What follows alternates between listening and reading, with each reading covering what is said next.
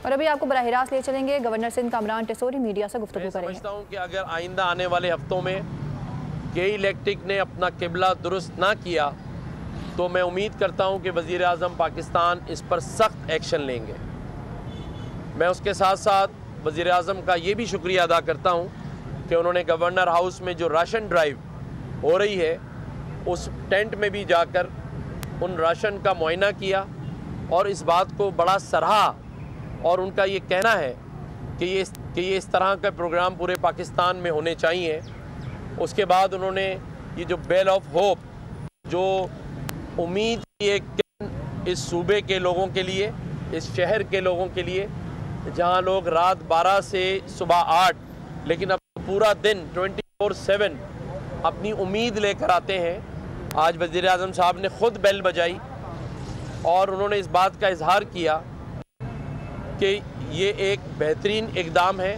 बल्कि उन्होंने मिसाल भी दी कि ये अदले जहांगीरी में होता था, लेकिन आज इसको यहाँ लगाने का मकसद सिर्फ़ लोगों को उम्मीद की किरण जगाना है कि आप अकेले नहीं हैं। इस सूबे का गवर्नर रात को 3 बजे उनके साथ, उनके दरमियान बैठकर उनके मसाइल सुनता है। और मैं आज फिर आपके मीडिया के चैनल के तवज्जुह से अपने तमाम इस सूबे में रहने वाले बहन भाइयों, बुज़ुर्गों को ये कहता हूँ कि आपके जो भी मसाइल हों, जहाँ आपकी सुनवाई ना हो रही हो, आप यहाँ आइए, आपकी सुनवाई भी होगी, आपकी मुझसे मुलाकात भी होगी और हम पूरी कोशिश करके आपके उस मसले को हल करने के लिए कोशा रहेंगे। वज़ीर आज़म पाकिस्तान ने हमारे IT इनिशिएटिव जो प्रोग्राम है उसको भी सराहा और उसकी तारीफ़ की, उसके बारे में मालूमात ली। और मैं ये समझता हूँ कि आइंदा आने वाले जो चंद हफ्ते हैं, महीने हैं, उसमें आप इक़दामात होते हुए भी देखेंगे और पाकिस्तान अब तरक्की की तरफ गामज़न होगा इंशाअल्लाह ताला। क्योंकि 75 सालों में पहली दफ़ा ये जो हमारे ताजिर बरादरी है, इससे किसी वज़ीर आज़म ने मुलाकात की है और इनके मसाइल को सुना है। और यहाँ पर भी चीफ़ सेक्रेटरी साहब को कुछ हिदायतें की हैं, कुछ मुझे उन्होंने कहा है कि इनके साथ आपने लाइज़न करना है। तो अब सुनने का अमल शुरू हो चुका है और इंशाअल्लाह ताला उस पर अमल भी होगा। और इसी तरह से जो पूरे मुल्क की माशी पॉलिसी है उसको बेहतर बनाने के लिए सभी गामज़न है। कल आपने देखा कि सऊदी डेलीगेशन जो कि पाकिस्तान की तारीख़ में पहली बार पाकिस्तान आया और फिर कराची और सिंध में हमारे इस गवर्नर हाउस में भी आए, जिसमें अहम तरीन लोग थे सऊदी सिविल एविएशन के चीफ, सऊदी एयरलाइन के चीफ, सऊदी इमिग्रेशन के चीफ। 75 लोगों पर मबनी वो डेलीगेशन जो कल हमारे पास यहाँ आया और मेरी जो उनसे मुलाकात रही वन, आप यकीन जानिए जो उनका पाकिस्तान के लिए सोच है, जो वो अब करने जा रहे हैं, मैं समझता हूँ कि हमारे पास काम ही काम होगा। अब ये हम पर मुनस्सिर है कि इस अपॉर्चुनिटी को हम कितना अवेल करते हैं। मैंने उनसे जो इमिग्रेशन के मसाइल पाकिस्तानियों को सऊदी अरब में हैं उस पर बात की। मैंने उनसे उन पाकिस्तानियों के बारे में बात की जो छोटे छोटे मुकदमात में वहाँ कैद हैं, उनकी रिहाई के लिए। और उसके साथ साथ पाकिस्तान में इन्वेस्टमेंट और शराकत दारी पे बात की। और आप यकीन जाने कि उन्होंने सभी चीज़ों को माना है और आइंदा इस पर पेशरफ्त आपको होती नज़र आएगी। तो इसी उम्मीद के साथ मैं अपने इस मीडिया का भी शुक्रिया अदा करता हूँ कि जो आज सुबह से यहाँ मौजूद है। कुछ ताख़ीर भी हुई, इस पर मैं आप सबसे माज़रत ख्वाह भी हूँ, लेकिन आपके सामने था कि प्राइम मिनिस्टर साहब थे और मीटिंग लंबी हो गई ताजिर बरादरी से। लेकिन मकसद यही है कि आप इन सारी अच्छी चीज़ों को, जो पाकिस्तान का पॉजिटिव इमेज है, जहाँ अच्छा होने जा रहा है, उस पर आप भी दिखाएं। और हाँ, सबसे अहम बात, स्ट्रीट क्राइम पर वज़ीर आज़म साहब ने सख्त नोटिस लिया है।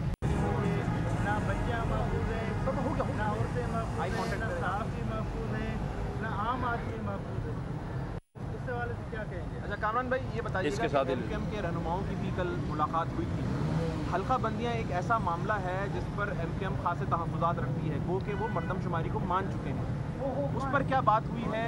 और दूसरा बताइएगा कि के इलेक्ट्रिक माफिया जो कि शहर के अंदर इस वक्त कई हज़ार रुपए के बिल भेजी बल्कि ताजिर भी परेशान है, कारोबार जारी रखना मुमकिन नहीं रहा है। क्या करेंगे इसके लिए? सबसे पहले तो जान मोहम्मद मेहर की जो बात की है, मैं तहे दिल से उस वाक़े की शदीद मज़म्मत करता हूँ। मैं मुरसा और लवाहिकीन के गम में उनका बराबर का शरीक हूँ। और ये सवाल आपने मज़ार कायद पे भी किया था। मैं समझता हूँ कि एक्शन होना चाहिए। मौजूद जो ड्यूटी पे मामूर लोग थे उनको हफ्ते भर का टाइम देना चाहिए। उस एक हफ्ते में अगर वो रिज़ल्ट नहीं देते तो उन्हें सस्पेंड करके नए लोगों को लगाएं और टारगेट दें। उनको बताएं कि आपने इनके कातिलों को गिरफ़्तार करके पेश करना है। अगर हम एक सहाफ़ी की भी हिफाजत नहीं कर सकते या हम उस सहाफ़ी के लवाहिकीन को ये यकीन नहीं दिला सकते कि रियासत आपके साथ खड़ी है, तो हम फिर क्या कर रहे हैं? मैं आईजी सिंध को इस बात पर हिदायत देता हूँ कि उनके कातिलों को फिलफौर गिरफ़्तार किया जाए। इस पर कोई डिले टैक्टिस नहीं होगी। फौरी तौर पे इसकी रिपोर्ट पेश करें और अगर नहीं हो रहा है तो जॉइंट को इन्वेस्टिगेशन टीम बनाएं जिसमें उनके कातिलों को फौरी गिरफ्तार। गवर्नर साहब, आईजी साहब, जहाँ तक आपने बात की एमक्यूएम के डेलीगेशन की, एमक्यूएम के डॉक्टर खालिद मकबूल सिद्दीकी भाई ने कल डॉक्टर फारूक सत्तार की सरबराही में 4 रुकनी वफ़द यहाँ भेजा था। वज़ीर आज़म साहब से उन्होंने तफसीली बातचीत की है। मैं ये समझता हूँ कि वज़ीर आज़म ने उनको बड़े तहम्मुल से सुना है और यकीन दहानी कराई है कि तमाम ही इश्यूज़ पे जो आइनी और कानूनी तहफ़्फ़ुज़ दे सकते हैं और इस महदूद इख्तियारात या जो टाइम है उसमें जो बेहतरी ला सकते हैं वो ज़रूर आएगी। और एमक्यूएम के लोगों का ये कहना है कि नई डिलिमिटेशन के तहत ही इंतखाबात में वो हिस्सा लेंगे। इस पर उनसे बातचीत जारी है, इंशाल्लाह कोई अच्छा रिजल्ट निकलेगा। गवर्नर साहब, आईजी साहब के आते ही जो है एक लॉबी सामने आई है जो कि सीनियरिटी की बेस पे कहती है कि उन आईजी को नहीं मानेंगे। पहली मुलाकात में 6 एडिशनल आईजी उस मीटिंग में शामिल नहीं हुए, तो उन लोगों को क्या मैसेज देंगे जो कि सीनियरिटी को बेस बनाकर चीज़ों को बेहतर होने में रुकावट बन रहे हैं? देखें जी, ये वफाक ने फ़ैसला किया है एक अच्छा आईजी सिंध जिसकी परफॉर्मेंस पंजाब में और बाकी जगहों पर बहुत अच्छी है। मैं समझता हूँ एक बेहतरीन आईजी सिंध को मिला है। हमें इस तरफ ले जाने के बजाय, तनकीद करने के बजाय, जो मैं हमेशा कहता हूँ कि उनके काम और उनके अमल पर हम तवज्जो दें। एक बार फिर हम किसी भी बात को कंट्रोवर्शियल बना के उनकी परफॉर्मेंस को सवालिया निशान बनाएंगे। मेरे नज़दीक आईजी सिंध तैनात हो चुके हैं, अब उनकी परफॉर्मेंस देखनी है और उसी पर हमने उनसे सवाल करना है। बाकी जो आपने बात की है, ये पुलिस का आपस का इशू है, वो उसको खुद ही हैंडल कर ले। मैं समझता हूँ कि हमें आईजी साहब के हाथ मजबूत करने हैं। इन माफियात से निपटने के लिए मेरे पास आईजी साहब आए थे, मेरी उनसे तफसीली बातचीत हुई है।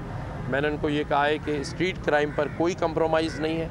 जैसे कि आज अतीक मीर साहब ने बहुत जज्बाती अंदाज में, कराचा साहब ने, बाकी दोस्तों ने इस बात का इजहार ख्याल किया है कि हम अब सिर्फ ज़िंदगियां बेजारी से गुजार रहे हैं। तो मैं ये समझता हूँ कि इस बेजारी को ख़त्म करने के लिए पुलिस के इस चीफ़ को, आईजी को अपनी परफॉर्मेंस दिखानी होगी। इन इलेक्शन तक चीफ सेक्रेटरी साहब को अपनी परफॉर्मेंस दिखानी है और बहैसियत गवर्नर सिंध मैं अपनी आइनी ज़िम्मेदारियों के तहत इन सब से सवाल करता रहूँगा और इनसे रिज़ल्ट मांगता रहूँगा और मीडिया के दोस्तों को भी बताता रहूँगा कि कौन क्या कर रहा है, रिज़ल्ट दे रहा है या नहीं दे रहा है। तमाम बता दें, आज इलेक्ट्रॉनिक्स मार्केट में इन्होंने एहतजाज किया था, क्या वज़ीर आज़म से मुलाकात हुई?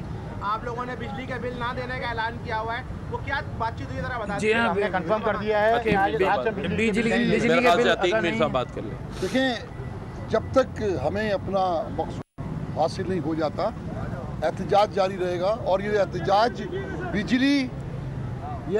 बिजली, पेट्रोल, गैस और बदतरीन महंगाई के खिलाफ है। आज वज़ीर आज़म साहब ने हमसे वादा किया कि हम कमेटी बनाकर बिजली के बिलों से कुछ बोझ है, लेकिन सिर्फ ये वादे की हद तक है। आगे जब इस पर अमल दरामद होगा हमारा एहतजाज भी ख़त्म हो जाएगा।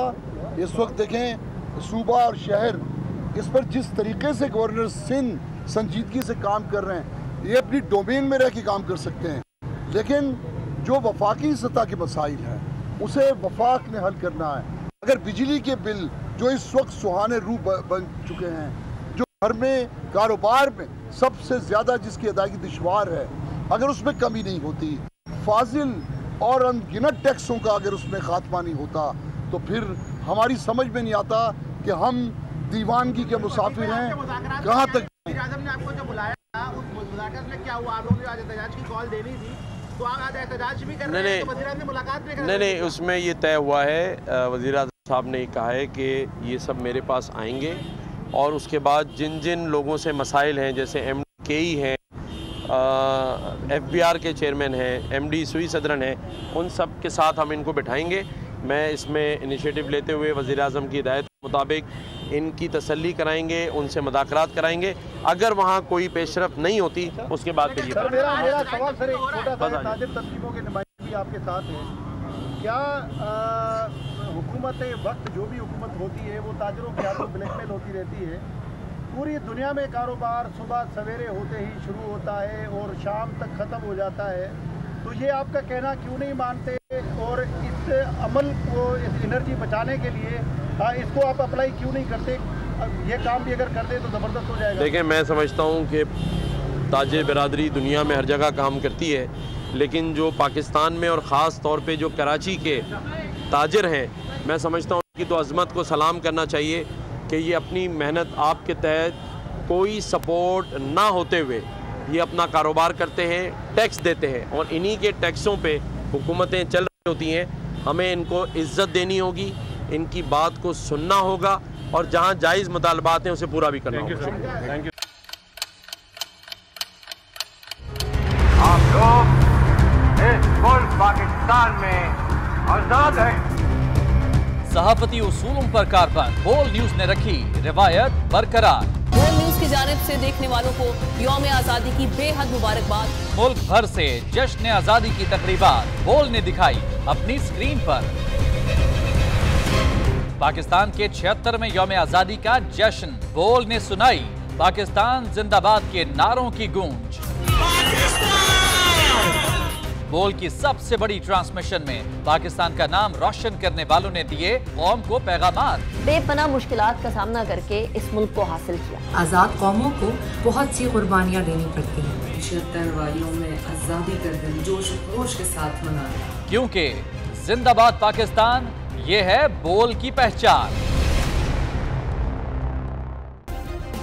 सब्सक्राइब करें और बेल दबाएं ताकि कोई खबर रह न जाए।